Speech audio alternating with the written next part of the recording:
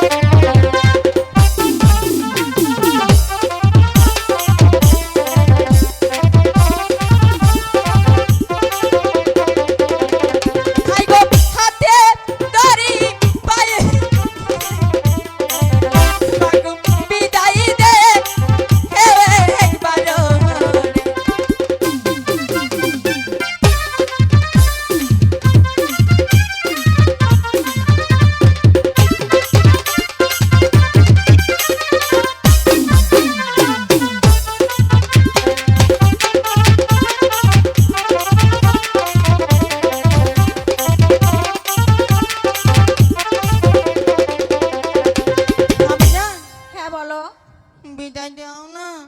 হ্যাঁ আমি তো বুঝতে পেরেছি তুমি আমার কোনো কথাই শুনবে না, তোমাকে তো বিদায় দিতেই হবে। আমি জান, হ্যাঁ বলো। তুমি আমাকে সত্যি বিদায় দিয়েছো? তাছাড়া আর আমার কি করার আছে, আমার মেয়েটা তো আমার কোনো কথাই শুনতেছে না। আমি জান, তুমি যদি আমাকে সত্যি বিদায় দিয়ে থাকো তাহলে তোমার কাছে একটি জিনিস চাবো, দিবে? আবার কি চাওয়ার আছে? বলো দিবে? হ্যাঁ আমার মেয়ের দাবি তো আমার রাখতেই হবে। তোমাকে দিয়ে বিশ্বাস নেই, তুমি বলো। 3 সত্যি তারপর বলবো।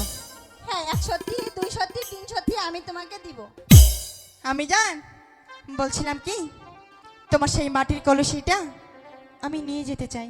না না ওইটা তোমার ঠাকুমার কলসি, তুমি নদীর ঘাটে অনেক পিছুল, ভেঙে যাবে তো। আমি জান, আমি তো অনেকটাই বড় হয়েছি তাই না, এই কলসিটা আমি কোমরে রাখতে পারবো। তুমি শুধু আমাকে কলসিটা দাও। হ্যাঁ তোমাকে তো আমি 3 সত্যি দিয়েছি, এখন আমার কথা তো ওয়াদা রাখাই লাগবে। হ্যাঁ সখী যাও তো কলসিটা নিয়ে আসো। আমি জান, আমার 3টি শর্ত আছে।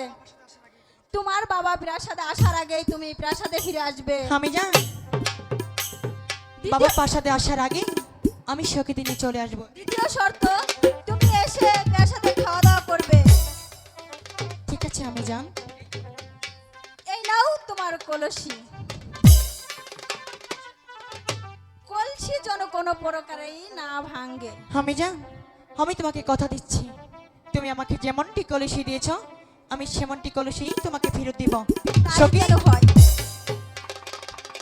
আমি জান কি দিয়ে ধন্যবাদ দিব, কি করব, চুমো খাবো। আমি জান, হ্যাঁ বলো। তুমি কত ভালো না, আমি যা চাই তুমি শুধু তাই দাও।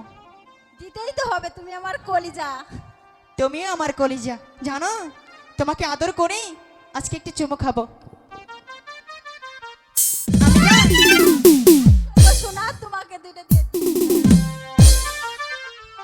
তাহলে তুমি প্রাসাদে চলে যাও, আমি সখীদের নিয়ে যাবো আর আসবো।